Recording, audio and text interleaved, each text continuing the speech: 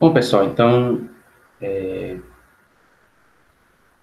até agora nós vimos algumas aplicações do uso da análise de circuitos via transformada de Laplace, certo? Para a gente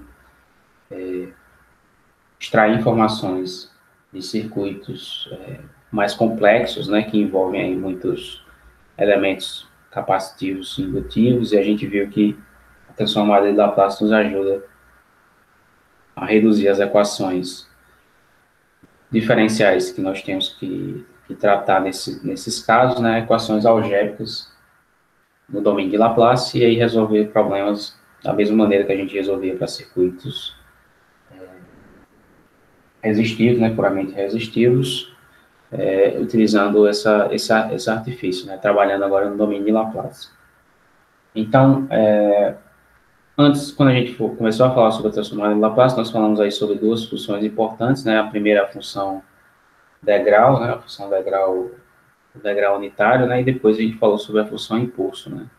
E essas duas funções aí têm um papel importante na, nas análises que a gente faz, né, porque as análises que nós fazemos aqui nessa disciplina, elas dizem respeito na maior parte do tempo, a situações de transiente em circuitos, né. Então, como vocês já cansaram de ver aí, transientes vão ocorrer quando você aplica algum tipo de chaveamento, por exemplo, né. Então, ou acionamento de um circuito. Então, ou você liga ou você desliga. Se você ligar ou você desligar uma fonte, né, você causa um transiente nas grandezas do circuito, né? Então, dependendo dos elementos que você tem ali, as correntes e as tensões não vão se extinguir imediatamente, né? Você vai ter um tempo lá até que essas grandezas desapareçam do circuito ou se estabeleçam no circuito, né? Então, esse tempo, esse período a gente sabe, a gente entende como período transiente, né? E isso pode acontecer quando você está acionando, né, de alguma forma, ou desligando um circuito, ou pode acontecer também quando você está fazendo um chaveamento interno nos elementos desse circuito, né, ou desconectando elementos ou conectando elementos desse circuito em determinado instante no tempo. Então, toda vez que isso acontecer, você vai ter aí um transiente. E aí, a função degrau, né, e a função impulso, elas são funções importantes para que a gente caracterize, né, essas operações aí no domínio do tempo. E aí hoje a gente discute um pouco mais o uso da função impulso, né? Então a função impulso, ela tem algumas utilidades para explicar alguns fenômenos que a gente não podia explicar antes, né? Por exemplo, a gente abordou os circuitos de primeira e segunda ordem no segundo estágio, né? A gente ainda não tinha tratado da função impulso, e lá a gente não podia explicar algumas coisas, né, que poderiam acontecer nos circuitos, mas aqui agora a gente pode, certo? Então a gente volta aqui a função impulso para a gente analisar com mais cuidado alguns fenômenos que antes a gente não podia explicar, certo? Bom, então, as aulas anteriores nós vimos aí a questão na análise de circuitos de integral de convolução, e também lá a função impulso aparecia como tendo um papel importante, né? Porque se vocês lembram, a integral de convolução, né? A, a aplicação principal da integral de convolução para a gente lá foi a determinação da saída de um circuito, né? Como você sabe, né? A resposta ao impulso, né? Que é a transformada inversa, né? Da função de transferência entre duas grandezas de um circuito. Então, uma grandeza de estímulo, uma grandeza de resposta. Então, essa integral de convolução nos dá aí a saída, né, desse circuito para qualquer entrada que eu aplico que eu aplico. Então, essa integral de convolução com a resposta ao impulso, certo? Do sistema me dá a saída. Então, a função impulso já tem um papel importante, né, no uso da integral de convolução, porque o impulso, né, a função impulso é que determina a função, né, que a gente precisa saber para determinar a saída do sistema para uma dada para uma dada entrada. E essa função a gente viu que a gente pode obter aplicando o impulso, né, na entrada do sistema e medindo a saída. Então, já lá, né, nesse ponto da integral de convolução, a gente tem uma aplicação da função impulso. Bom, então hoje a gente discute um pouco mais, né, a aplicação dessa função impulso na análise de circuitos, e a gente vai ver que essa função impulso vai servir para a gente explicar agora variações instantâneas, certo, de grandezas que podem acontecer nos elementos de circuito que a gente trabalha. Então, variações instantâneas de tensão sobre capacitores e variações instantâneas de corrente sobre indutores, certo? Se a gente fizer uso da função impulso, ou se funções impulso aparecerem, né, na análise de circuitos, essa vai ser a condição que a gente não tinha antes, certo? Nos circuitos que a gente analisava anteriormente, para que aí você, nessa situação, você possa observar, né, variações instantâneas de grandezas ocorrendo nesses elementos que anteriormente a gente sabia que não podiam acontecer, certo? Então, numa situação, vamos dizer assim, nas situações que a gente viu até anteriormente, né, você não tinha variações de grandeza instantâneas, variações instantâneas de tensão ocorrendo em capacitores e variações instantâneas de corrente acontecendo em indutores. A gente não tinha como, no circuito que a gente analisou, elas não apareciam, certo? Mas o fato é que se você tiver impulsos, né, se aparecerem funções de impulso na análise de circuitos que a gente, nos problemas de circuito que a gente tem, então, nessa situação, né, se aparecerem impulsos, sejam eles impulsos de tensão, ou sejam eles impulsos de corrente do sistema, aí sim você pode ter uma variação instantânea, né, de grandezas, né, no capacitor e no indutor. E aí, isso é uma coisa que meio que não é que contradiz o que a gente sabe até agora, mas é uma situação particular, certo? Então, na presença de funções de impulso, né, algumas grandezas vão poder variar instantaneamente, a gente vai ver como é que isso acontece aí, se a gente fizer análise no domínio do tempo. Então, vamos explicar como é que isso acontece no domínio do tempo e onde é que isso aqui vai aparecer quando a gente estiver fazendo uso da transformada de Laplace, né, para fazer análise do circuito. Então, isso é o conteúdo final aí do capítulo 13 do livro texto. Bom, então, só lembrando, né, fazer uma revisão aqui rápida do que é a função impulso, né, para a gente. Então, a função impulso, a gente viu que ela é representada, né, por uma setazinha, né, certo, no eixo do tempo. Então, essa função impulso, ela tem uma caracterização, né, pouco intuitiva, que ela, na verdade, é uma função que vale infinito, né, então o valor dela é infinito, e ela tem duração zero, certo? Então, ela só é válida no instante do tempo, né, só é diferente de zero em um instante do tempo, e ela vale infinito, né, nesse instante do tempo. Então, esse impulso pode ser o impulso na origem, né, como está aqui no lado esquerdo, ou pode ser o impulso aqui deslocado, certo, no instante, né, no tempo, né? Mas uma característica que essa função tem é que ela só tem um valor diferente de zero exatamente no instante em que ela acontece, certo? Mas aí como é que a gente obteve, né, essa função? Então, só lembrando aqui rapidamente, né, essa função apareceu, né, quando a gente tentou aqui escrever, né, a derivada, né, de uma função que tem descontinuidade a partir de uma aproximação, certo? Então, imagine que você tem, o exemplo que nós utilizamos na época foi esse aqui, né, você tem uma função que tem uma certa descontinuidade aqui em t igual a zero, então o valor dela pula de 0 para 1, e aí, bom, a gente não tem a derivada dela definida aqui nesse ponto, né, mas aí o que a gente fez foi pegar essa função e fazer uma aproximação dessa função por uma função contínua, né? Então, fazendo essa aproximação por uma função contínua, né, pegando aqui dois instantes infinitesimais antes e depois do zero, a gente aproximou essa variação instantânea aqui para uma variação linear, né? Veja que se esses valores são muito pequenos, essa variação linear é muito rápida, né? Então, ela acontece no intervalo de tempo aqui pequeno. E aí, essa função que é contínua, aproximadamente representa essa função descontínua aqui, né? Bom, por que a gente fez isso? Porque quando a gente faz essa aproximação aqui, a derivada da função, né? Agora ela na verdade é uma função, é uma derivada que pode ser definida em todos os intervalos aqui, né?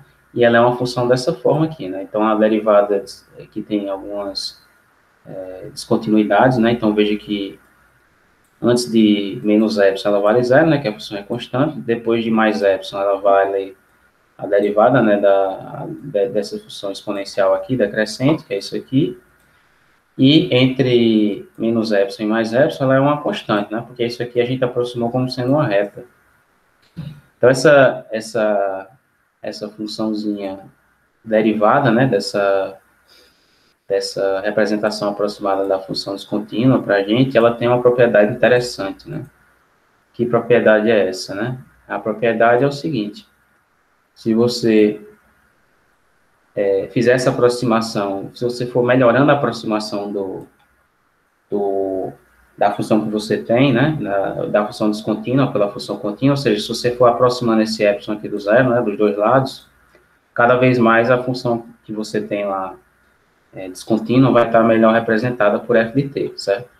Então, no limite, isso aqui, a sua função, a função que você está usando para aproximar, vai convergir para a função descontínua que você tem, né? Então, a área, né, abaixo desse retângulo aqui, se a gente observa, né, ela vai ser, né, 2epsilon, que é a base, né, multiplicado por 1 sobre 2epsilon, que é o valor da amplitude, né, isso aqui é a derivada, né, o coeficiente angular daquela reta lá. Mas aí, se a gente faz essa aproximação melhor e melhor, o que acontece é que essa área aí, ela vai ter um comportamento particular, né, então essa base aqui vai se estreitando, né, à medida que eu diminuo o E, e essa altura aqui vai subindo, né, vai aumentando, né?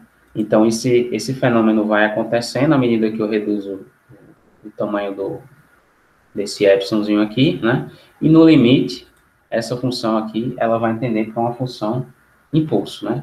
E aí, por que ela tende para uma função impulso? Porque na medida que epsilon tende para zero, a duração disso aqui tende para zero, né?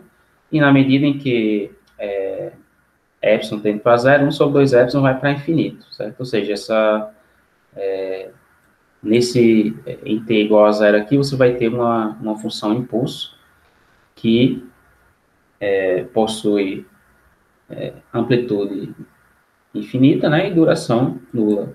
Então, esse comportamento aqui caracteriza uma função impulso. Mas para que esse comportamento aqui caracterize realmente a função impulso, existe uma propriedade que tem que se preservar, né, na medida em que esse epsilon vai para zero aqui. Então, a propriedade que a gente precisa preservar, deixa eu ver se eu coloquei alguma coisa aqui. A propriedade que precisa se preservar, na medida que eu faço esse limite de epsilon tendendo para zero, é a área sobre essa curva aqui, certo? Então, a área sobre essa curva aqui, ou seja, em outras palavras, na integral aí vamos dizer assim, de menos epsilon até epsilon, né, dessa f' de t, né, dt, isso aqui tem que ser um valor constante. Né? Então, se eu faço essa integral aqui, né, e essa integral, ela me dá um valor constante, fazendo esse limite aqui, mesmo que essa função aqui vá para infinito, né, e a duração dela for para zero, a área sobre essa curva aqui, ela sempre é uma constante, né? Então, aqui, no caso, é sempre igual a 1, porque a área aqui é sempre 2 vezes 2 epsilon multiplicado por 1 sobre 2 epsilon, né? Então, é sempre igual, sempre vale 1, né? E aí, esse valor é sempre constante. Então, mesmo que eu faça essa aproximação, mesmo que essa função tiver duração, mesmo no caso dessa função ter duração zero e ter amplitude infinita, a área aqui, ela sempre converge para uma constante aqui, no caso, nesse caso aqui vale 1, né? Então, isso aqui é o que caracteriza uma função impulso, o aparecimento de uma função impulso, né? Amplitude infinita, duração zero, mas a integral dessa função aqui, ela é sempre constante, ela não depende de epsilon, né? Então, essa área aí, quando você calcular essa integral aqui, você vê que é apenas 1 sobre 2 epsilon vezes 2 epsilon, né? O epsilon vai embora da história e fica apenas a constante, né? Então, ou seja, nesse caso aí, a área independe da variável que a gente está fazendo tender a zero, né? Então, essa é a condição que a gente tem, né, para ter uma função impulso. E aí, o valor dessa, se a área for unitária, né, o impulso vai ser um impulso unitário, mas se a área não for unitária, né, se o valor dessa área aqui não for 1, ela vai ser, né, o valor da integral, né? Então, um valor K, que seria o valor da área aqui, multiplicado pela função impulso, seria o caso aí de você não ter o impulso unitário, mas um impulso com um certo valor qualquer, né? Então, assim, como a gente viu anteriormente, né, essa função impulso, na verdade, representa um limite, né? Então, um limite de uma classe de funções aí, quando você faz um parâmetro qualquer, né, ir para zero, e aí para você ter uma função impulso, né, você tem que ter uma coisa que tem uma amplitude, né, uma função que vai ter amplitude tendendo ao infinito, a duração dessa função vai ter que tender a zero, certo? E a área sobre a curva dessa função tem que ser uma constante, não pode depender do parâmetro que você está fazendo tender a zero, né? No caso aqui, o epsilon, né? Então, se essas condições aí forem atendidas, você está, na verdade, né, para uma dada função, você está, na verdade, observando, né, uma função impulso. E aí, bom, onde é que essa função impulso pode aparecer na análise de circuitos? Então, ela aparece em operações, né? Essa função impulso aí pode aparecer na análise de circuito quando a gente tiver alguma operação de comutação ou se a gente deliberadamente aplicar, né, um impulso ou em algum elemento ou conectar, vamos dizer assim, uma fonte de impulsos ao sistema. Então, quando é que é do interesse da gente fazer, né, colocar uma fonte de impulso, ou aplicar conectar uma fonte de impulso a um dado circuito, né? Bom, se a gente quiser determinar a resposta ao impulso de alguma entrada, de alguma combinação aí de entrada e saída do circuito, pode ser que eu queira colocar, né, conectar uma fonte de impulso para poder medir, aplicar um impulso, medir a saída e determinar a resposta ao impulso, né? Então, isso é uma situação em que você deliberadamente pode querer aplicar uma função desse tipo aqui no seu circuito. Mas então a gente vai ver aqui, né, uma situação em que essas funções de impulso vão aparecer, né, e elas vão agora explicar, né, uma coisa que a gente não podia explicar antes.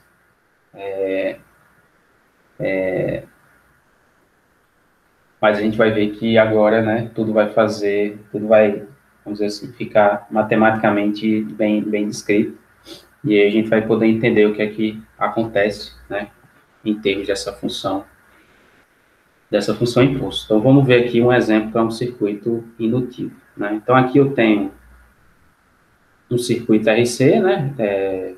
A gente já cansou de ver aqui, né? Então, eu tenho uma fonte de corrente aqui, certo? Nesse circuito RL, desculpa, o circuito RL, um resistor e um indutor.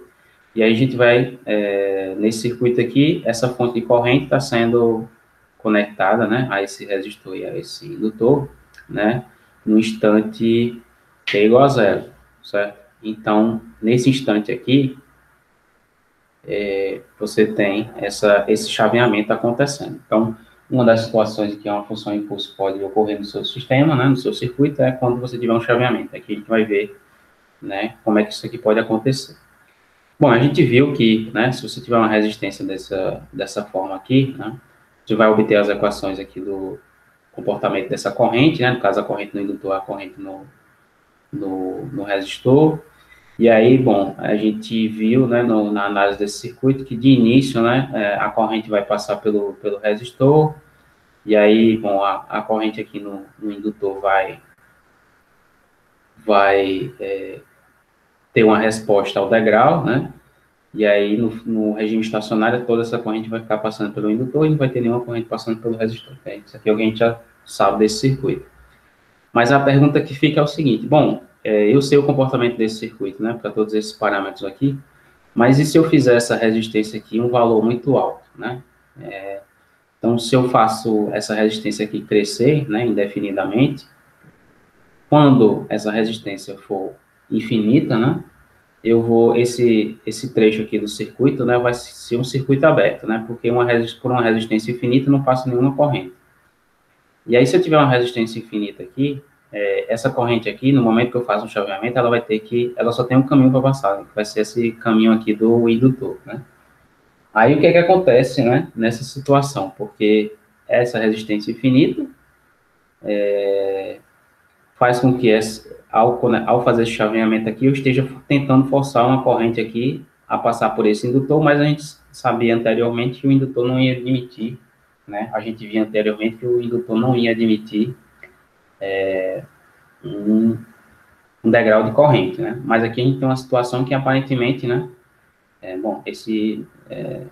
A gente está sem resposta aqui, né? Porque eu estou forçando essa corrente aqui diretamente, e aí o indutor, né? Quer dizer, se essa corrente não puder passar por aqui, o que é que vai acontecer? Então, vamos dar uma olhada aqui nas equações para a gente entender, né, como é que a gente vai poder explicar esse fenômeno aí. Então, veja só, quando a gente escrever, né, a equação da resposta ao degrau, né, para essa corrente aqui de L, veja que eu estou assumindo aqui que a corrente inicial no indutor é nula, né, poderia, só para simplificar os cálculos, né, mas isso aqui não tem muita influência, poderia assumir uma corrente inicial qualquer. Mas veja que a resposta ao degrau desse sistema, ela tem o valor final, né? O valor inicial é zero menos o valor final, que é IS, né? E T sobre tal, e tal é a constante de tempo do circuito, certo? Definido como L sobre R aqui para o circuito RL. Então, isso aqui a gente sabe que vai acontecer, né? E isso aqui é o que a gente viu aí no segundo e no terceiro estágio, né? Bom, a tensão sobre o indutor vai ser a derivada, né? A indutância vezes a derivada da corrente passando por ele, então a gente sabe isso aí também, né?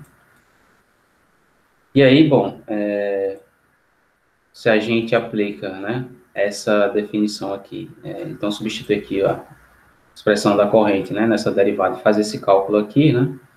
Veja que o L está aqui, né, continua, e aí a derivada desse termo aqui, né, a derivada da constante vai ser zero, e aqui, essa derivada aqui eu vou ficar com IS multiplicado por 1 sobre tal, né? Então, negativo com negativo vira positivo, e aí fica exponencial aqui. Então, essa aqui seria a minha tensão sobre o indutor, né? Nesse circuito, certo? Então, aqui a gente não fez nada além de aplicar o que a gente já conhece aí, né? Do circuito RL da resposta ao degrau. Agora, veja essa situação. Eu vou fazer aqui a resistência ir para tender a infinito, vamos dizer assim, ficar muito grande e tender a infinito. Quando essa resistência aqui, né, a gente sabe que se essa resistência aqui for infinita, né, não passa nenhuma corrente, né, nesse ramo aqui, certo? É um circuito aberto, esse ramo aqui vai se comportar como um circuito aberto. E aí, nesse limite aqui, né, eu tenho a situação em que eu estou conectando essa fonte de corrente diretamente nesse indutor, né.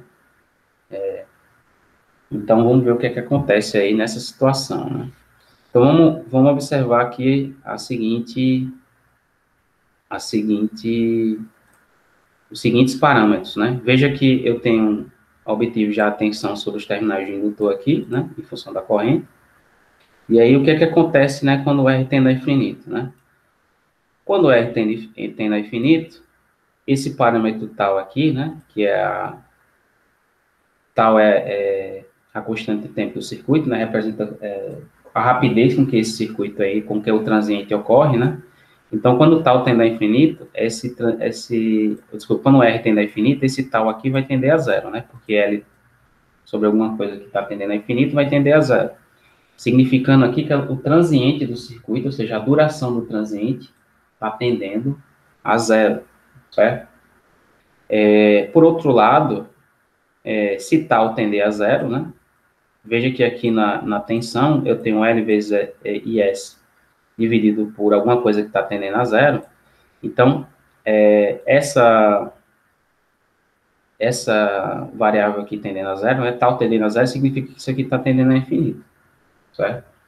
Então, bom, a amplitude dessa função aqui está tendendo a infinito, né? E a exponencial desse tal aqui, né?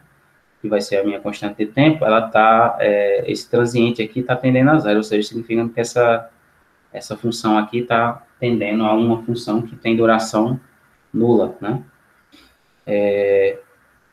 Então, aqui a gente tem uma situação em que aparentemente pode ser que uma função impulso apareça aqui na história, né? Porque eu tenho alguma coisa que tem amplitude tendendo a infinito e duração tendendo a zero, né? Quando eu fizer aqui R ir para infinito. Então, isso é o que a gente observa, né? Então, ao fazer R tendendo a infinito, tal vai tender a zero, e o valor inicial dessa função aqui vai tender a infinito, certo? Só que tal tendendo a zero também significa dizer que essa exponencial aqui é uma exponencial muito rápida, né? A duração dela está tendendo a zero. Bom, então, pode ser que essa função aqui seja uma função impulso. A única coisa que falta a gente observar, né, para ter certeza que isso aqui vai ser uma função impulso, é a integral dessa função, porque como a gente sabe, né, para que a função seja uma função impulso, a integral, ela não pode depender do parâmetro lá que está tendendo a zero, né? Então, se eu fizer a integral disso aqui, né, e eu observo que nessa situação, né, de R tendendo a infinito, tal está indo para zero, então, a integral disso aqui, se ela não depender de tal, né, se ela tiver um valor fixo e não depender de tal, significa que essa função aqui é, na verdade, né, quando eu faço R tender a infinito, ela vai tender para um impulso. Então, vamos checar essa última condição, né, para a gente ver o que é que acontece com essa função VLT. Então, fazendo a integral aqui de zero a infinito, né, de VLT dt, né, eu vou pegar isso aqui e vou fazer a integral, né. Então, LS dividido por tal constante, né, fica aqui do lado de fora, e a integral da exponencial vai me dar isso aqui. Então, exponencial dividido pelo argumento do expoente aqui, da função. E aí, veja que aqui, né, veja que o tal aqui já vai desaparecer, então o tal aqui vai sumir, né? E aí, se você calcula aí o resultado da integral, né, tal aqui em cima, tal aqui embaixo, aparece a integral dessa função, vale L vezes IS, certo? Então, aqui a gente tem uma situação interessante, né? Então, a gente tem uma função aí cuja duração está tendendo para zero, a amplitude está tendendo para infinito, e a integral dela, na verdade, é uma constante, né? Então, essas três características, né, é o que a gente pode, o que a gente aponta, né, para uma função que vai convergir para um impulso, certo? Essas três características aí é o que caracteriza uma função impulso. Ou seja, né, quando eu fizer R tender a infinito, né, a tensão sobre o indutor aqui vai tender para um impulso, né, e esse impulso tem um valor constante, que é a indutância do indutor multiplicado pelo valor da fonte de corrente aqui, certo? Então, VLT é um impulso. E aí, o que é que isso aqui implica, né? Se a tensão aqui aproximar um impulso de tensão, né? For um impulso de tensão, o que é que vai acontecer, né, com a corrente nesse indutor? Então, vamos ver aqui, né? Como é que a gente observa isso aqui. Bom, a gente sabe que a relação entre corrente e tensão no indutor é dada por isso aqui, né? Mas aí, então, a gente pode obter a corrente em função da tensão, né? Pela integral. Então, se eu fizer essa integral aqui, a integral de 1 sobre L da tensão, né? Somar com o valor inicial da corrente, eu vou determinar a minha corrente ILT. Bom, como eu sei a tensão aqui, eu vou calcular quem vai ser essa corrente aí no caso limite, né? Quando eu fizer L tender a infinito. Ou, desculpa, quando eu fizer R tender a infinito, né? Então, quando o R tende a infinito, que é o caso em que esse aqui vai virar um circuito aberto, né? E eu estou forçando diretamente a corrente a passar por esse indutor aqui, o que é que acontece? Eu vou substituir, né, o argumento aqui pela função impulso que eu obtive aqui no limite, e aí isso aqui vai me dar o seguinte, né? Veja que L aqui com L vai embora, né? Vai sobrar só IS, e aí vai sobrar IS vezes a integral do impulso unitário, né? A integral do impulso unitário para a gente é a função degrau unitário, certo? Então, o impulso, né, a derivada do degrau, então a integral do impulso vai me dar o degrau unitário. Então, veja aqui, o que é que aconteceu aqui com a corrente no indutor? Ela variou, né, instantaneamente, então ela era zero, né, em zero menos, e aí em zero mais ela pulou para IS, que é exatamente o valor da fonte, certo? Então, veja que isso aqui é um pouco estranho, né, do ponto de vista do que a gente tinha visto, porque a gente viu que se você forçasse uma variação instantânea nessa, nesse indutor, você teria uma tensão, né, infinita. E realmente você tem, né, que é uma função impulso, tem amplitude infinita.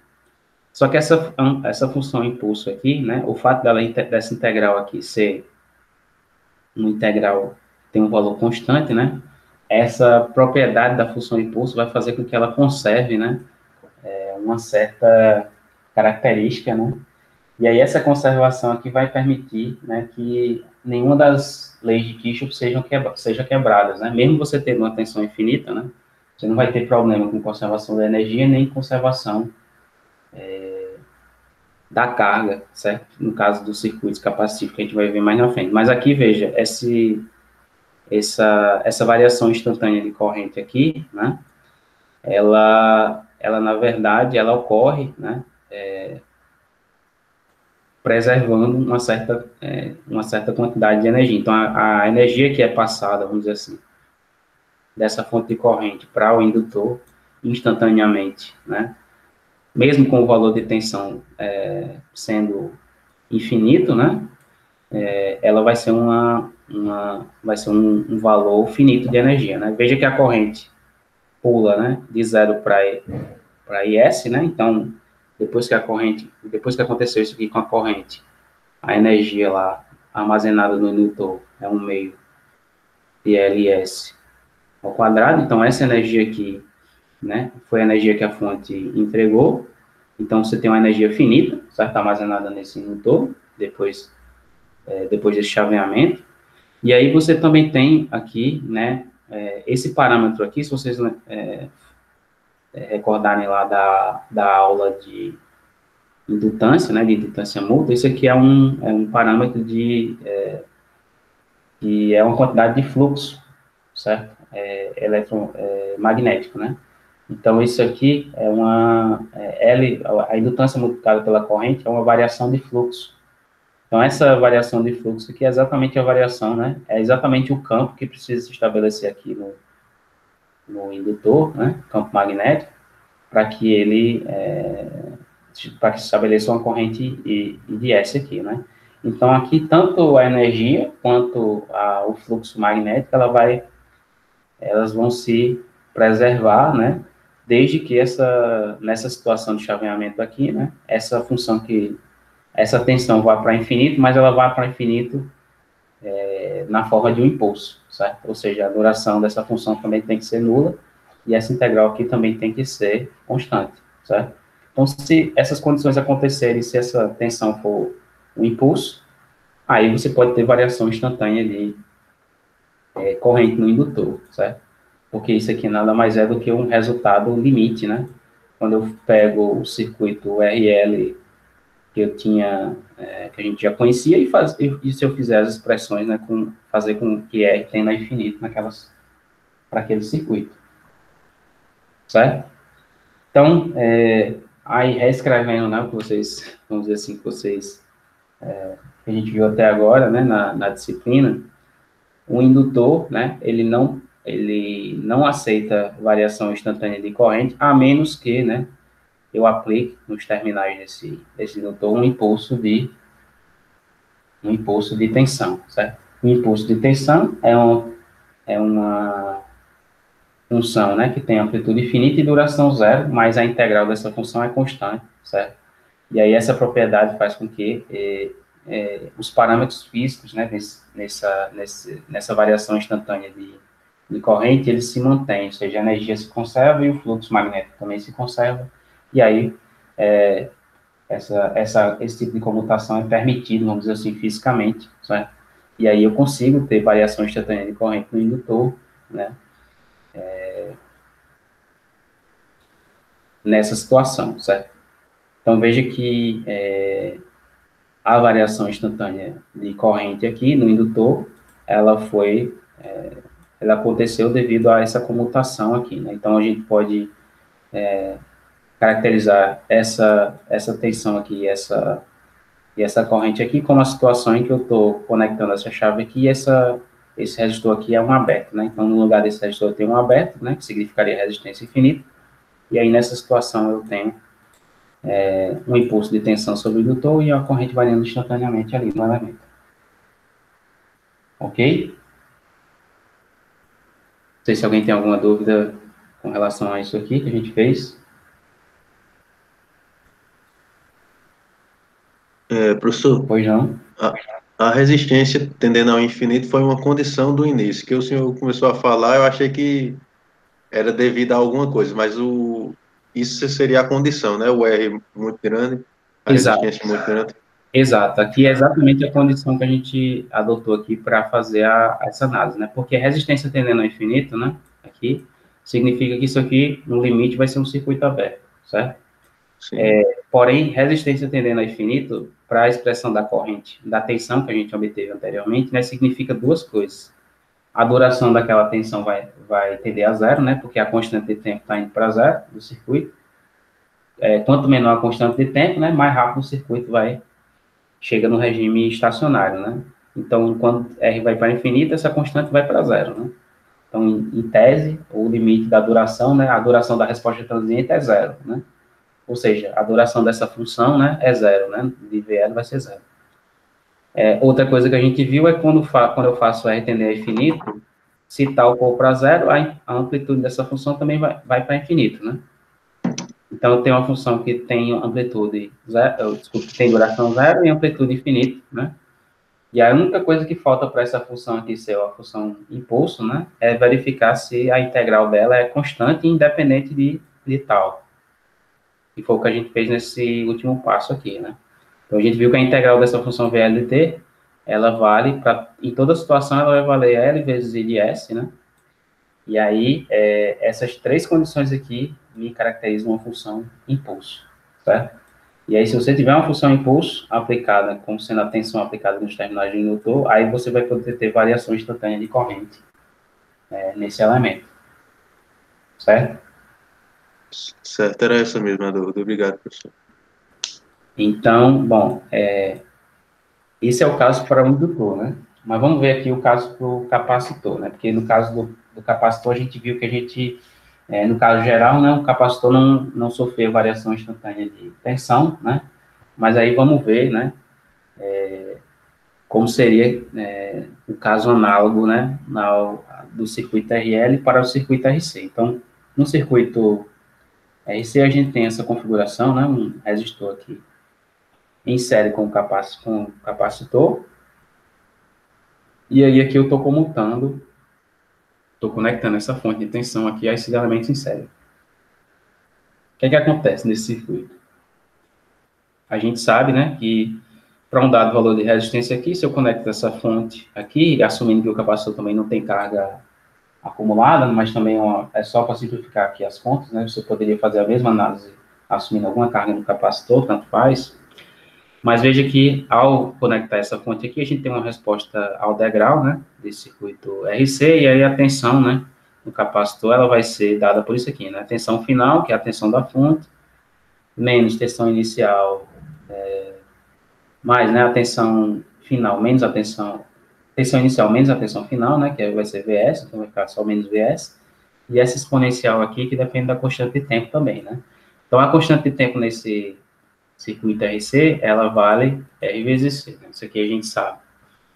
Bom, então qual seria a situação aqui em que eu teria uma variação instantânea, que eu estivesse forçando, por exemplo, uma variação instantânea de tensão sobre o capacitor? Se você fizer essa resistência aqui, né, nesse circuito ir para zero, né, se eu faço a resistência aqui muito pequena e no limite, né, se ela for zero, significa que quando essa resistência for zero, eu vou estar aplicando essa tensão aqui, né, diretamente sobre os terminais desse capacitor, né.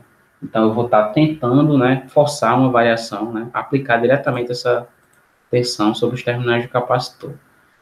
Então, vamos ver o que é que acontece aí, né, com essas expressões aqui, quando eu fizer R tender para zero, né, para ver para ver o que é que vai acontecer, né. Então, primeira coisa, vamos lembrar aqui como é que é a corrente no circuito, no capacitor, né, em função da tensão. Então, a corrente vai ser dada por capacitância derivada da tensão. E aí, novamente, né, a mesma coisa que a gente fez antes, vamos pegar essa expressão aqui da tensão, substituir aqui, e aí a gente encontra essa expressão aqui para a corrente, né. Então, veja que a corrente, ela tem capacitância vezes a tensão, dividido pela constante de tempo, e a exponencial da constante de tempo aqui, né. Então, isso aqui é simplesmente essa expressão aqui, quando eu substituo VC, né, e calculo a derivada. Mas agora vamos ver a situação em que eu faço, né, R tender a zero, né, porque quando R for zero, eu vou estar aplicando eu vou estar conectando essa fonte de tensão aqui diretamente nos terminais desse capacitor, ou seja, eu vou estar tentando forçar uma variação instantânea de tensão nesse capacitor. Então, vamos ver o que é que acontece com essa corrente aqui. Então, veja que quando R tender a zero, né, tal, né, que é diretamente proporcional a R, também vai para zero aqui, né, e aí veja que tal, né, eu tenho CV vezes VS, né, e aqui está dividido por tal. Quando tal for para zero, isso aqui também vai para infinito, né. Então, veja que a corrente aqui no instante inicial, ela tende a infinito também. Então, novamente, né, uma função que tem duração zero, amplitude infinita.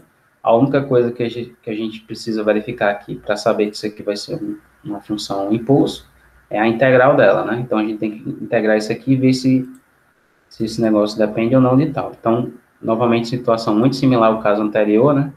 Integrando essa corrente aqui, né, de zero até infinito, eu vou ter essa expressão aqui, né? E aí, se eu substituir, se eu faço as contas aí, né, substituo, faço os limites e calculo, eu vou ter que a integral dessa corrente aqui, ela é, na verdade, constante, igual a capacitância vezes a tensão da fonte aqui, né. Então,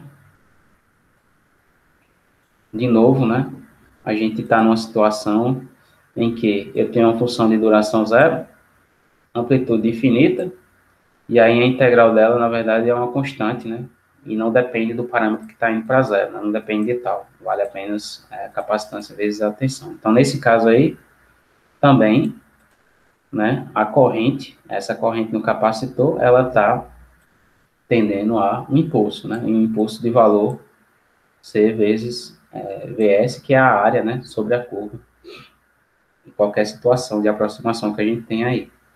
Então, veja que essa corrente aqui está tendendo a um impulso, e aí, de novo, né, vamos ver o que é que acontece com a tensão no capacitor. Então, corrente e tensão, a gente sabe como elas estão relacionadas, por meio dessa expressão, dessa derivada aqui, né? E aí a gente pode encontrar a tensão sobre os terminais do capacitor fazendo essa integral, né, da corrente, né? E somando com o valor de tensão inicial. No nosso caso aqui, a tensão inicial também é zero, né? Estou fazendo a integral disso aqui, né? Capacitância com capacitância vai embora.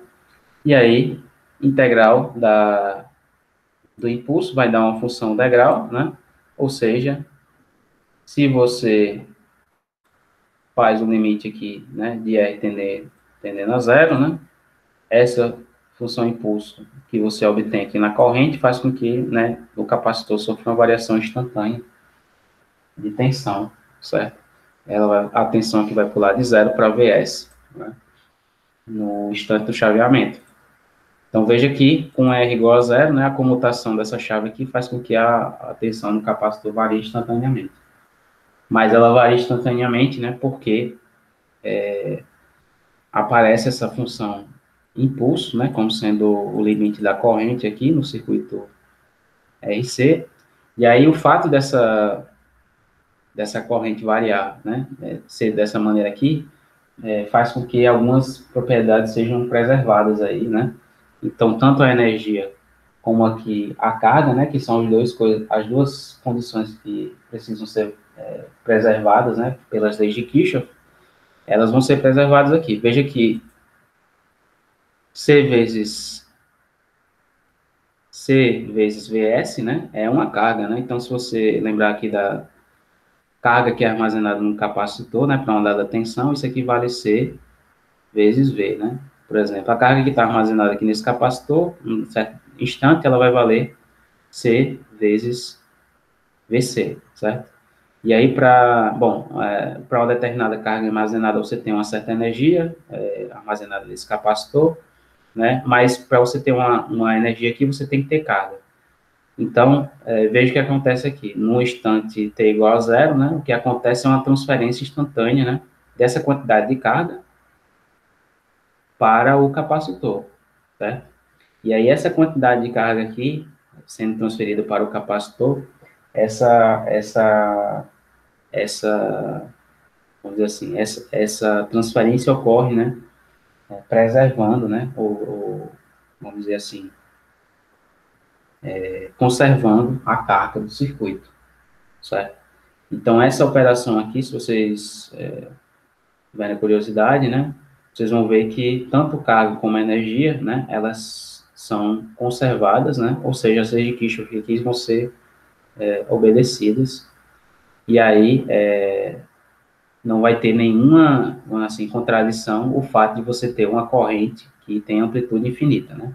Desde que, né, essa corrente, né, de amplitude infinita, ela na verdade é um impulso, ou seja, ela tem essas características aqui, né? Duração zero, amplitude infinita, e a integral, né, é um valor que é fixo, né, independente aí da duração da função, e ela é um valor que se conserva, certo? Então, se essas condições forem obedecidas, você vai ter um impulso de corrente no circuito, e aí se você tiver um capacitor submetido a um impulso de corrente, você tem uma variação instantânea, certo, da tensão sobre aquele elemento ali. Ok? Então, assim, para resumir, né?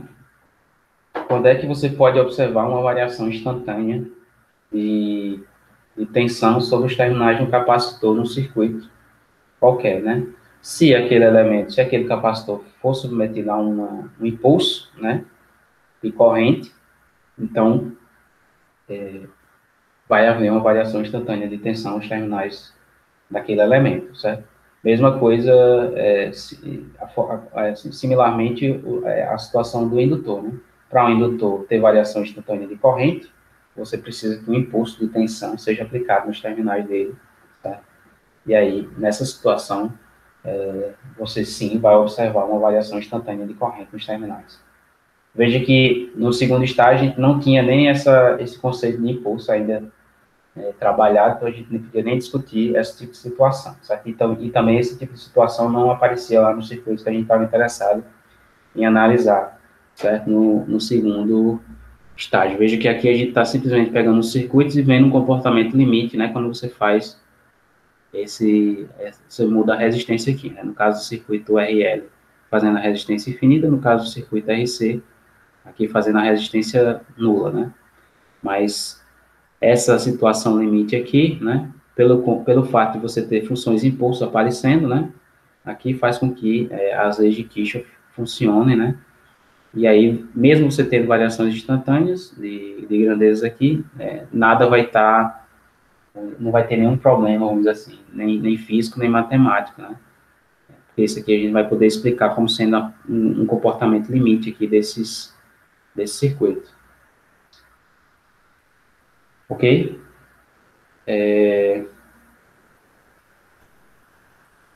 Não sei se alguém tem alguma dúvida, alguma pergunta.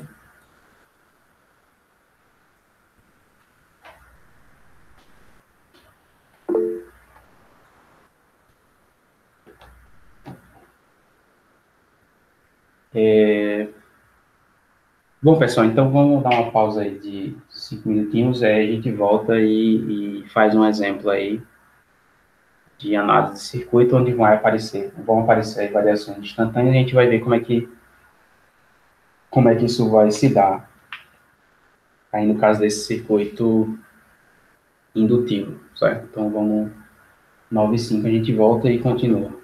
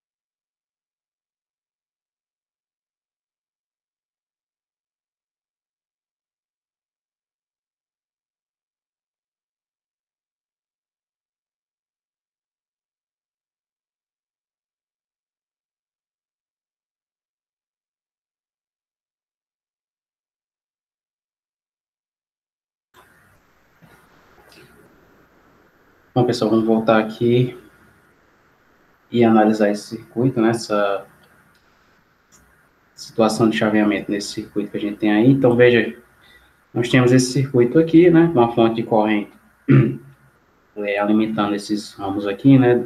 Um ramo tem um resistor apenas e os outros dois ramos aqui, cada um tem um indutor, né? Com valor diferente.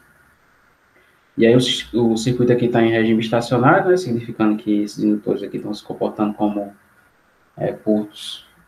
curto-circuitos, né? E aí, em T igual a zero, né, eu desconecto essa parte aqui do circuito, ela é desconectada do que está aqui do lado esquerdo, né? Então, essa fonte, né? A corrente aqui vai ficar circulando aqui. E aqui, né? Eu vou ter, né? O meu circuito apenas com as energias desses motores aqui, né? Então, qual é o problema aqui que a gente tem nesse chaveamento, né? Então, nesse chaveamento, a gente tem uma corrente inicial aqui nesse indutor e tem uma corrente inicial nesse outro indutor, né, no indutor 1 e no indutor 2. E aí a questão é o seguinte, bom, você tiver uma corrente aqui que tem um valor X para baixo aqui, né, no sentido para baixo, aqui você tem uma corrente que tem um valor Y também no sentido aqui para baixo. Depois que você faz esse chaveamento aqui, como é que vai ficar, né? Como é que vai ser o comportamento desse circuito? Porque a corrente inicial desse indutor aqui tem um valor, né, em um sentido, e essa daqui vai ter outro valor em outro sentido, né? Então, só vai ter uma malha, só vai ter um percurso para a corrente, não vai ser a corrente inicial aqui, depois de chaveamento, né? A corrente em 0 mais, né? Então, esse é o problema que a gente antes não podia resolver, mas agora se a gente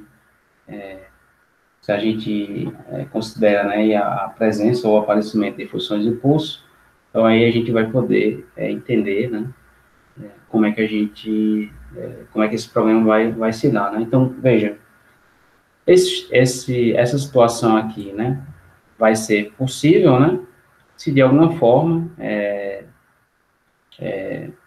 essa ambiguidade, né, dos valores iniciais das correntes aqui se resolva pelo aparecimento, né, de alguma função de impulso devido a esse chaveamento aqui, desse circuito, certo? Então, a gente vai ver que é justamente isso que vai acontecer, né? Então, vai aparecer uma função de impulso aí que vai, de certa forma, dar o significado físico aí completo, né? Então, esse chaveamento aí vai ser possível de ser realizado e a função de impulso vai esclarecer para a gente exatamente o que é que vai acontecer com cada um desses indutores. Bom, primeiramente, vamos ver aqui.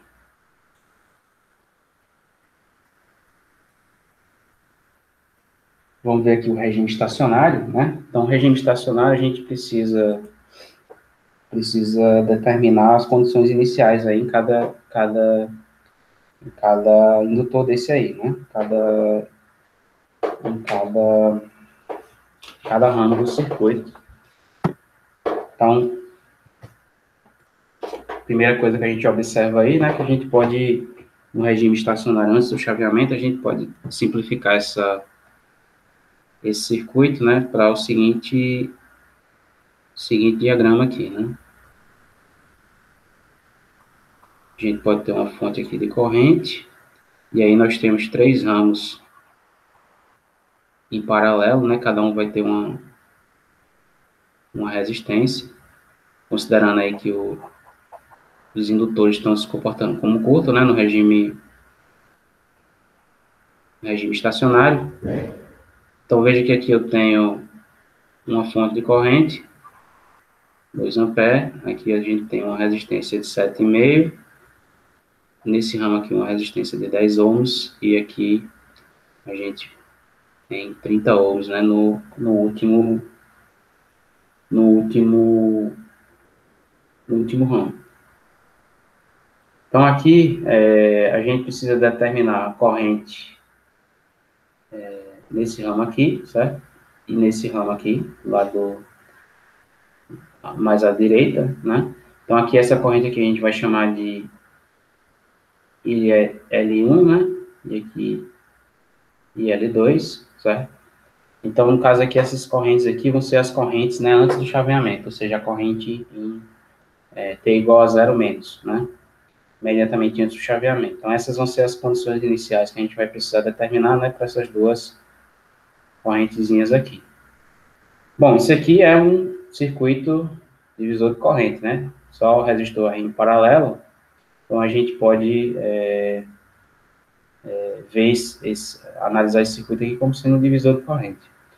Então, bom, para simplificar aqui, se vocês fizerem a resistência equivalente de 10 com 30, né, vai dar 7,5, né? Então, 10 vezes x vai dar 300 dividido por 40, né, que é a soma. Dá 7,5. Aí vocês veem que esses dois ramos aqui e esse ramo aqui, eles têm a mesma resistência, certo? Significando que a corrente aqui da fonte, ela vai se dividir igualmente, né, entre esse ramo de 7,5 e os outros dois resistores aqui, né? Então, aqui a gente pode dizer, né, que descendo aqui nesse ramo, a gente tem uma corrente de 1 ampere, né? Enquanto que vindo para cá, né, para o lado direito, né, para esses dois resistores aqui, também tem a outra metade da corrente, né, 1 ampere. Bom, então, agora a gente pode, né, se essa resistência aqui vale 7,5, a gente agora sabe quem é essa corrente aqui chegando nesses dois resistores, a gente pode fazer outro divisor de corrente, né, para achar essas correntes aí. Então, simplesmente, né, a corrente IL1, né, de 0 menos, vai ser, bom, a corrente que está chegando aqui, né, na associação, que vai ser 1 ampere, vezes, agora a gente vai utilizar o divisor de correntes, né. Então, bom, resistência do outro ramo, né, no caso aqui vai ser 30, dividido pela resistência, pela soma, né, das duas. Então, 30 mais 10. Então, isso aqui vai me dar 0,75 ampere, certo? Nessa situação aí. Bom, IL2 de 0 menos, a gente pode achar via também o divisor de corrente aqui, mas como a gente sabe que tem 1 ampere aqui, né, se desse 0,75 ampere aqui do outro lado só pode ser 0,25 ampere, certo? Então, essas aí são as duas condições iniciais que a gente tem para essas duas correntes aqui. Veja que as correntes são diferentes, certo? E elas estão em sentidos aqui que estão conflitantes, né? Então, se você abrir esse circuito aqui, nessa corrente inicial, nesse ramo aqui, ela tem um valor diferente da desse ramo aqui, e ainda por cima elas estão indo em sentidos contrários, né? Então, essa estaria nesse sentido aqui, e essa estaria nesse sentido aqui. Então, a gente tem um conflito aí total, né? Tanto de valores como de sentido para a corrente. Então, o que é que vai resolver isso aí para a gente, né? Nesse chaveamento. Bom, para fazer essa análise aqui, a gente vai recorrer à análise no domínio de Laplace, certo? Então, vamos pegar esse circuito aqui, né? Do lado... esse circuito que sobra depois do chaveamento, né, e transformar para o domínio de Laplace. E lá a gente vai ver que a análise, né, via transformada de Laplace vai nos dar a resposta correta para esse circuito aí. Então, vamos ver aqui o que é que vai acontecer. Então, primeiramente, vamos transformar esse ramo aqui, certo? Do lado esquerdo, que tem esse indutor de 8 Henry. Então, aqui a gente fica com o seguinte, né? Veja que aqui agora eu tenho corrente inicial, certo? Eu tenho que colocar a fontezinha de corrente em série com a impedância. Então, a gente tem que colocar uma fontezinha assim. E aqui a gente vai ter uma resistência.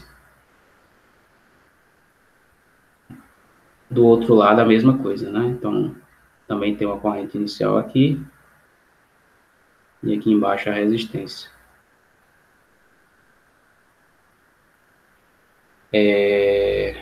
Bom, então, fazendo a transformação aqui, né, para o domínio de Laplace, essa impedância aqui, ela vai valer 8S, né? O valor aqui dessa fontezinha aqui, ela vai valer L vezes IL1 0 menos, certo? Só esse aqui é o valor dessa fonte aqui. No caso aqui vai ser 8 vezes IL1 0 menos é 0,75, né? Isso aqui vale 6, certo? Então aqui, isso aqui, essa fonte aqui vai valer 6, certo? E a impedância do resistor é a mesma, né? Então 10 ohms é aqui 30 ohms, né? Então aqui novamente fazendo, né? L2 e L2 no instante 0 menos, a gente tem 2 vezes 0,25, né? Então isso aqui vai ser 0,5. Então aqui a gente tem 0,5. E, por último aqui, a impedância desse termo aqui, que é 2S, certo? Então, vamos colocar aqui, né, as grandezas agora das correntes, né? Então, vamos colocar uma polaridade aqui para a gente usar como referência.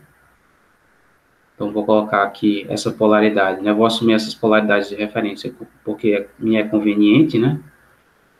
Então, aqui a gente tem, desse lado aqui, a gente teria para baixo, né? Uma corrente IL1, certo? Isso aqui no domínio de Laplace. Eu vou colocar aqui para baixo também, só para ficar melhor o desenho. Aqui a corrente IL e L2, certo? Então, posso até colocar aqui, sei lá, um nó aqui, só para destacar esses nós aí do circuito. Então, veja que do lado esquerdo eu tenho o IL1, do lado direito eu tenho o IL2, certo? Então, tem o circuito todo representado aqui no domínio de Laplace. Então, agora vamos determinar quem são essas correntes aí, né? Aplicando as leis de Kirchhoff a esse circuito aí, agora no domínio de Laplace. Então, a primeira coisa que a gente vai fazer vai ser, vamos aplicar a lei de Kirchhoff das tensões nessa malha completa aqui, certo? Então, vamos pegar essa malha e sair aqui no sentido anti-horário, né? De cima para baixo e vamos fazer esse percurso até fechar aqui de volta, né? Então, veja que fazendo esse percurso aqui do lado esquerdo, né, a gente tem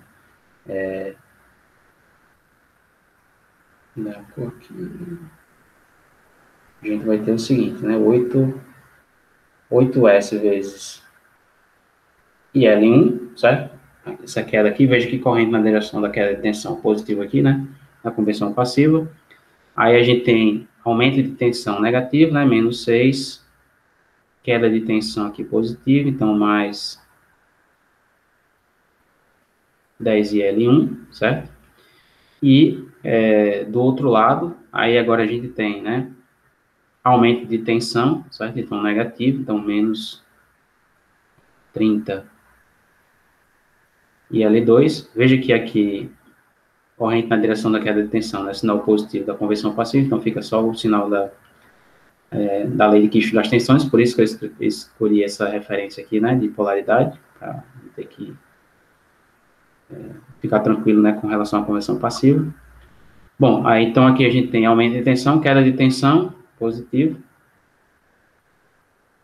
0,5, e por último, aumento de tensão, né, que também é negativo. Então, 2S vezes IL2, isso aqui fechou a malha igual a zero, né? Então, aqui a gente pode rearranjar esses termos aí e escrever o seguinte, né? 8S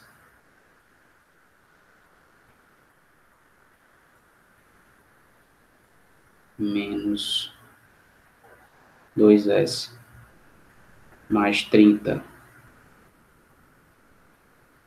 e L2, certo? Então, isso aqui vai ser igual a menos 6 mais 0,5, né? Vai dar menos 5,5, passando para o outro lado da equação, vai ficar igual a 5,5.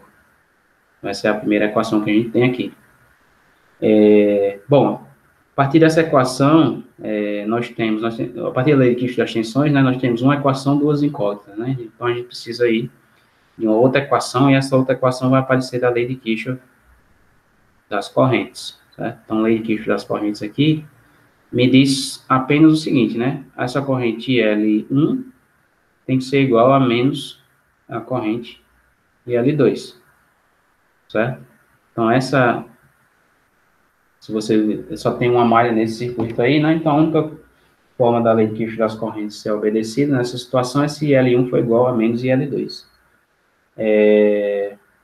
Ok? Então, vamos ver aqui o que é que isso aqui acarreta, né? Vamos pegar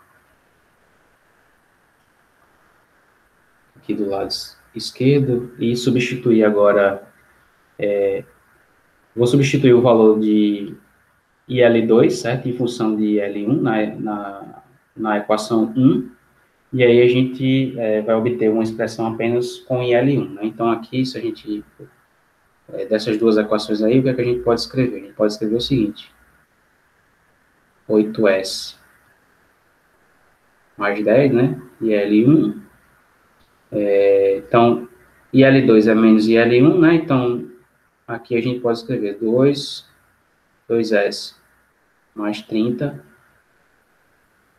IL1, isso aqui igual a 5,5, certo? Então, veja que agora eu tenho uma expressão que depende apenas de IL1, então, posso determinar quem é IL1. Então, IL1, que multiplica 10S mais 40, isso aqui vai ser igual a 5,5. Então, veja que aqui, né, eu posso dividir os dois lados por 10 e depois passar dividindo, né, S mais 4. Então, no final das contas, isso aqui me dá o seguinte, L1 de S, né, transformada de Laplace de L1, vai ser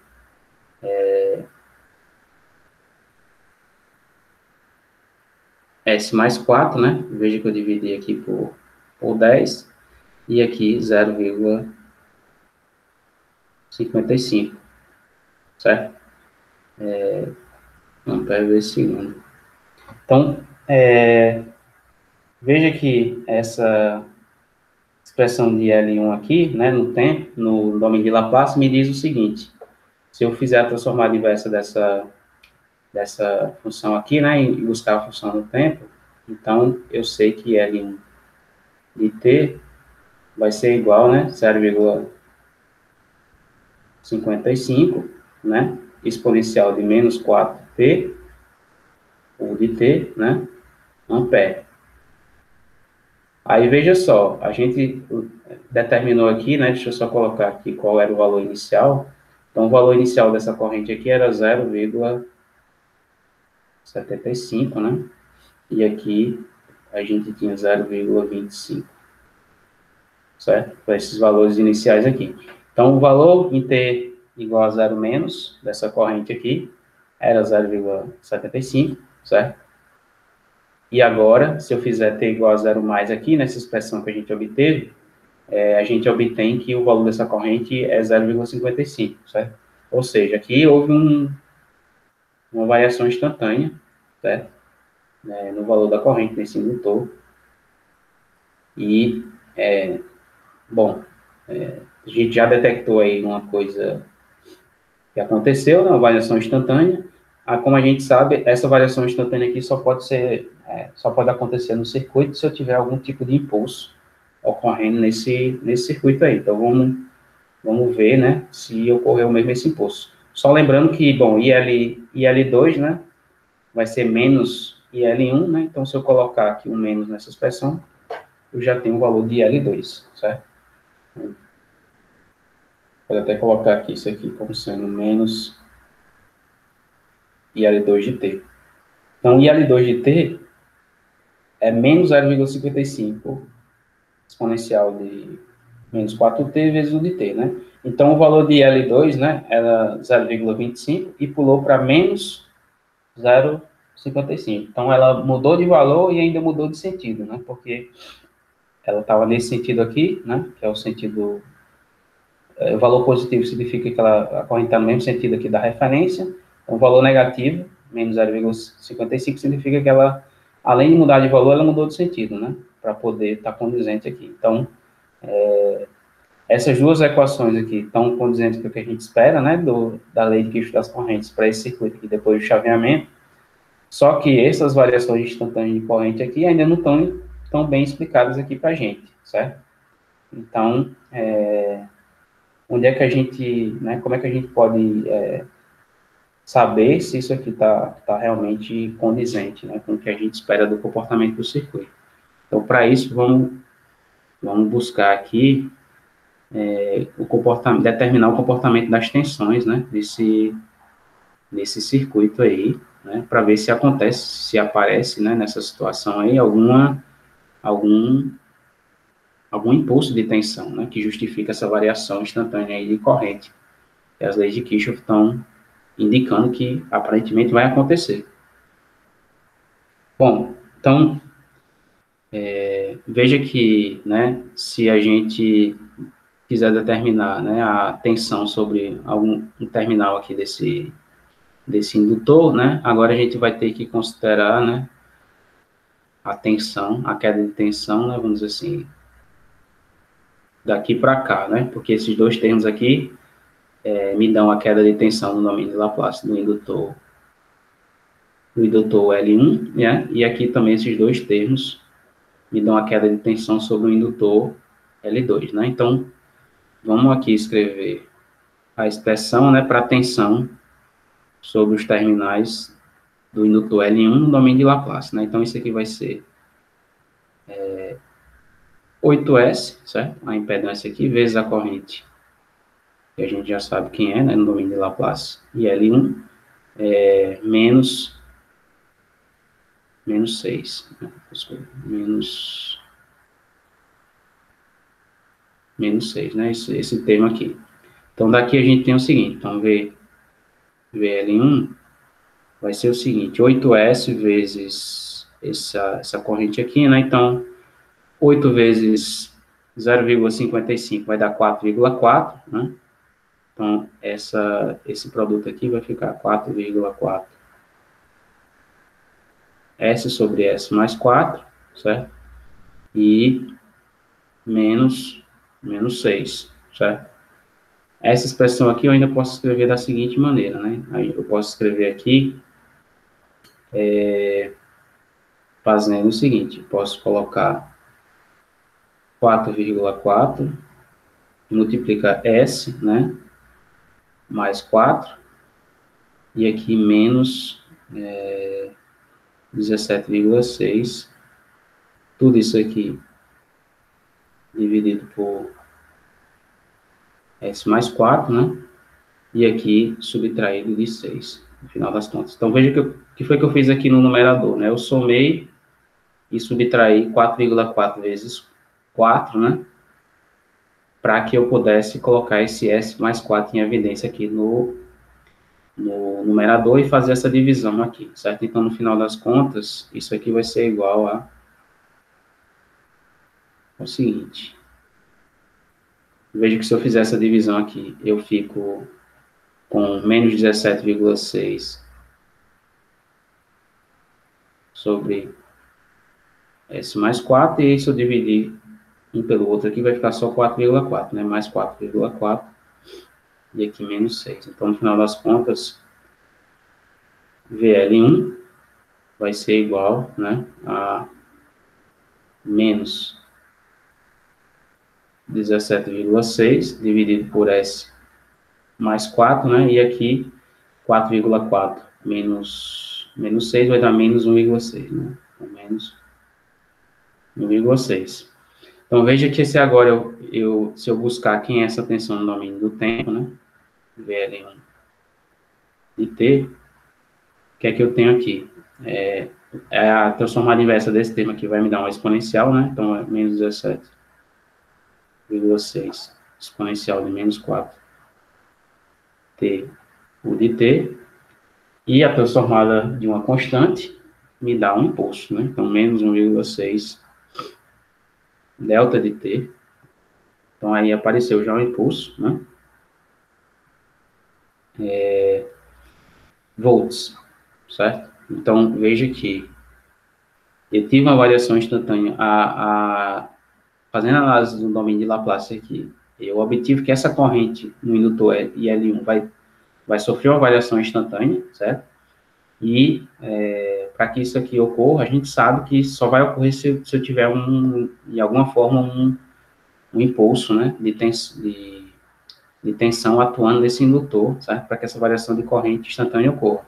E aí é que é justamente o que a gente obtém, né, quando a gente faz análise via no domínio de Laplace e observa o que aconteceu no domínio do tempo. Então, no domínio do tempo, a gente vê que a gente tem aqui uma função, né, uma exponencial decrescente, né, mas a gente tem um impulso também em t igual a zero, né, significando que no momento de chaveamento vai aparecer um impulso sobre os terminais do indutor que vai causar essa variação instantânea de corrente, certo? Então, isso aqui é verdade, né, para um indutor L1, mas a gente também pode ver aqui para um indutor IL2. Deixa eu só colocar aqui os valores para a gente lembrar aqui qual foi o pulo que deu, né? Então, aqui, esse valor aqui vai pular de 0,75, né, para 0,55 depois do chaveamento, e isso aqui vai pular para menos 0,55, né, depois do chaveamento. Bom, vamos ver aqui como é que é a tensão no segundo indutor, como é que ela se comporta, né, para ver se tem um impulso lá também.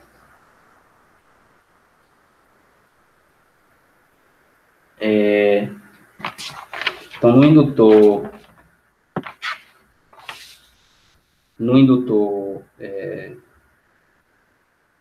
2, né, a gente pode escrever o seguinte para esse indutor 2. A gente vamos pegar esse par, né, de elementos aqui. Então,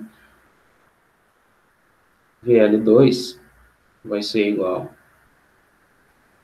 a 2S vezes IL2, certo?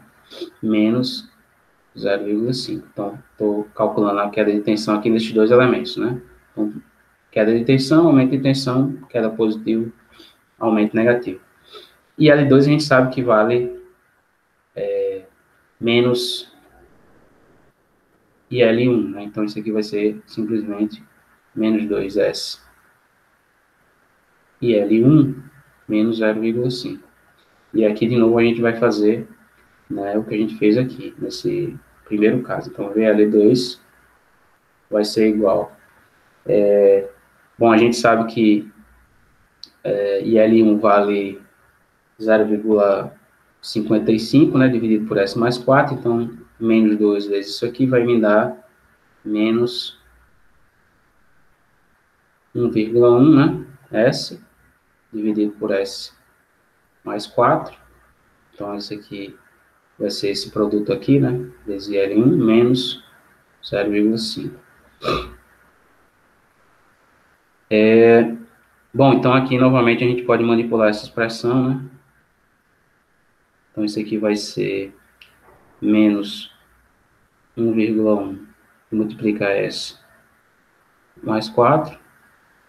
Então aqui eu somei, né, menos 4,4, né, com esse valor aqui. Então somado eu posso colocar isso aqui em evidência. Então se eu subtrair, ou seja, se eu subtrair menos 4,4 é a mesma coisa que somar 4,4, né? Então isso aqui a gente mantém o numerador, isso aqui dividido por S mais 4, e aqui menos 0,5.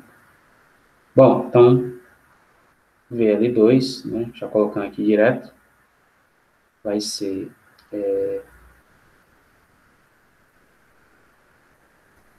4,4, né, dividido por S mais 4, e aí aqui vai ficar menos 1,1, né, com menos 0,5 vai ficar também menos 1,6, certo? Ou seja, né, se a gente colocar aqui do lado direito, no domínio do tempo, né, VL2 de t, pela transformada inversa aí de Laplace, né, vai ficar 4,4 exponencial de menos 4t, de t, e aqui menos 1,6, né, vezes o delta de t, certo? Volts. Então, veja que aqui também apareceu um impulso, né?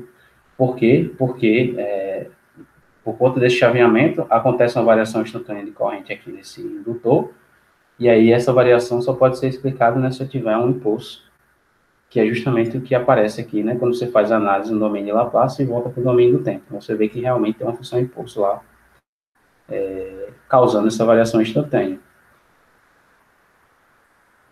Certo? Então, veja que essa análise que a gente fez aqui, né, utilizando a transformada de Laplace, ela dá exatamente, né, ela nos dá os resultados que a gente espera, né, se você, quer dizer, você passa o circuito para o domínio de Laplace, aplica as regras de análise como a gente conhece, né, e aí quando a gente obtém as expressões no tempo, né, tudo está coerente, né, porque a gente viu que, né, você obtém expressões para a corrente aqui, né, para os dois casos, e essas expressões nos dizem que vai haver uma variação instantânea da corrente, né? Só que pela análise que a gente viu aí na aula, né, para que essa variação instantânea ocorra, necessariamente tem que ter algum impulso, né, aparecendo, né, na tensão desses indutores. E aí, fazendo a análise e obtendo os valores dessas tensões aqui no domínio da Laplace, voltando para o domínio do tempo, a gente vê que realmente essas funções de impulso, elas estão ocorrendo aqui, certo? Nesses indutores, né? Então, só lembrando lá como era a forma do impulso que a gente viu lá no circuito RL, né? A gente tinha a forma dos impulsos que a gente tinha no circuito RL, a gente tinha alguma coisa assim, né? L vezes IS, que era a variação de corrente que acontecia no circuito, e o impulso, né? Isso aqui foi o que a gente viu lá por causa do circuito RL. Veja que L vezes IS é uma variação, corresponde à variação de fluxo, né? Que eu obtive que aconteceu nesse chaveamento, né? Que foi que causou essa variação instantânea de corrente. Então, veja que aqui, né? Vamos ver aqui quanto é que foi a variação de fluxo aqui, né? Nesse indutor 1, né? Então, nesse indutor 1, qual foi a variação de fluxo que a gente teve? A gente teve a indutância, ou seja, a indutância equivale 8, e aí a corrente variou, né, vamos colocar aqui, corrente final, né, vale 0,55, né, e a corrente inicial, né, menos a corrente inicial, que vale 0,75, certo? Então, quanto é que vai valer nessa indutância aqui, né? 8 vezes a corrente final menos a corrente inicial, ou seja, a variação de corrente aqui. Isso aqui vai ser equivalente a uma variação de fluxo magnético, certo? Se vocês, novamente, né, a gente não vai voltar a discutir isso aqui, mas se vocês forem lá na aula que a gente discutiu indutância, né, vocês vão ver que esse produto aqui equivale a um fluxo, certo? Proporcionar um fluxo magnético aí. Bom, mas veja que isso aqui vai dar 8 vezes, né, essa subtração aqui, né, se vocês fizerem a conta aí, né, vai dar menos 1,6, certo? Eu não sei se vocês estão checando a conta aí, mas chequem isso aqui, né, o produto da indutância pela variação de corrente aqui dá uma variação de fluxo, e essa variação aqui para a gente deu menos 1,6, né, nessa situação. E na segunda situação do outro indutor, a mesma coisa, né? Então, vamos fazer o produto aqui, 2, corrente final, que foi menos 0,55, né? Subtraído da corrente inicial, e a corrente inicial é 0,25, certo? Então, 2 vezes isso aqui, né? Isso aqui vai dar 0,8, então 2 vezes 0,8 dá menos 1,6. Então, a variação de fluxo magnético aqui menos 1,6, variação de fluxo magnético aqui, menos 1,6 também. Aí agora observe, né, que a gente tem vamos observar aqui o que a gente tem nas expressões, né? Então, veja que aqui, a tensão, quanto é que aparece aqui no impulso? Menos 1,6, certo? E quanto é que aparece aqui no impulso de tensão do indutor 2, né? Tanto para o indutor 1 quanto para o indutor 2, a gente tem essa variação de fluxo aqui, né? Que está indicada pelo fator que está multiplicando o impulso, como sendo menos 1,6, certo? Então, veja que essa variação instantânea de fluxo, né, significa que uma energia aí foi transferida, né, no circuito de forma instantânea, de modo que, né, as equações aqui, as leis de Kirchhoff, fossem conservadas, né, e aí essa transferência instantânea, ela é caracterizada por essa variação instantânea de fluxo, e aí ela aparece aqui nas tensões, né, sobre esses elementos, como sendo um impulso, né, de tensão ocorrendo aí no instante zero aqui no caso, né, que foi quando o chaveamento ocorreu. Ok? Alguma dúvida sobre isso aqui?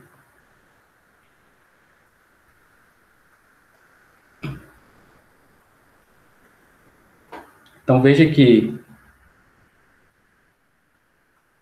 a transformada de Laplace, né, serve, quando a gente faz essa análise dos circuitos no domínio de Laplace, e você tem esses chaveamentos, né, que podem ser, né, você pode encontrar uma situação em que você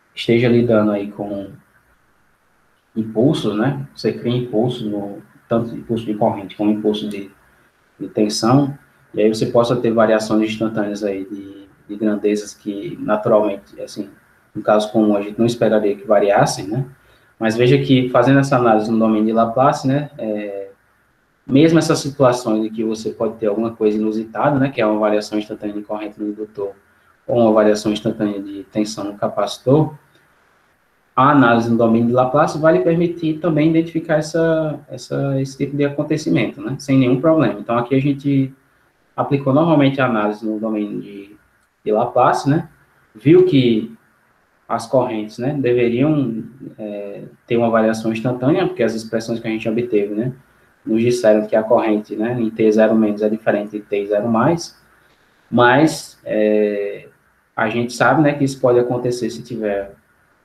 um impulso de tensão aqui no circuito, e a gente viu que também a análise no domínio de Laplace nos dá, né, que realmente esses impulsos estão ocorrendo, né, e eles correspondem, né, justamente às variações de corrente que a gente, as variações de fluxo que a gente espera, né, pelas correntes que a gente obteve. Então, nada fica fora da figura, né? Apenas que agora, né, a gente tem uma ferramenta que a gente pode analisar essas situações, né, em que você tem esses chaveamentos e no domínio do tempo a gente ficaria meio que sem, vamos dizer assim, sem saber diretamente, né, como tratar com esse circuito. Né? A forma de tratar com esse circuito aqui no domínio do tempo seria fazer a análise que a gente conhece das equações diferenciais, mas fazer a análise limite, né? Porque agora vão aparecer impulsos, e aí a gente teria que identificar esses impulsos aí, calculando alguns limites, né? Ou seja, a análise que a gente faria, né? Vamos dizer assim, que a gente aprendeu no segundo estágio, ficaria bem mais complicada, porque a gente teria que aplicar esses limites, os limites dariam funções de impulso, a gente tem que verificar se a integral das funções seria constante, independente do parâmetro lá que a gente está fazendo tender a zero, etc. Então, ficaria um negócio mais complicado, né, de analisar. Só que aqui no domínio de Laplace, né, a gente não muda absolutamente nada, e a gente consegue fazer a análise do mesmo jeito. Então, a transformada de Laplace nos permite, né, fazer a análise desse tipo de fenômeno aqui no circuito. Bom, isso aqui foi um impulso de tensão que apareceu causado por um chaveamento, né, mas eu poderia ter uma fonte, né, uma fonte de impulso, como eu falei, né, como sendo a causa, né, do aparecimento desses impulsos. Eu mesmo poderia estar aplicando, né, impulsos aqui, de alguma maneira, a esse circuito, E aí, esses fenômenos de variação instantânea também iriam aparecer, né? Então, você tem uma fonte de impulso atuando de alguma forma sobre um indutor, impulso de tensão, eu vou ter energia sendo transferida instantaneamente, né? Fluxo sendo transferido instantaneamente para um indutor, e aí isso aí também vai me aparecer, vai me levar a esses aparecimentos aqui, né? De variações instantâneas de corrente e impulso de tensão no domínio do tempo e no domínio de Laplace, certo? Então, no livro vocês vão ver, né, no finalzinho, ele também vai comentar sobre quando você tem uma fonte de impulso aqui, mas a análise é justamente a mesma, né, nada vai mudar, você só vai verificar que, fazendo análise no domínio de Laplace, é possível trabalhar com essas situações, certo? Bom, então, é isso que a gente tinha que discutir por hoje, eu não sei se alguém tem alguma dúvida. Se não, eu vou encerrar a gravação aqui e a gente vai aí para as considerações finais da aula.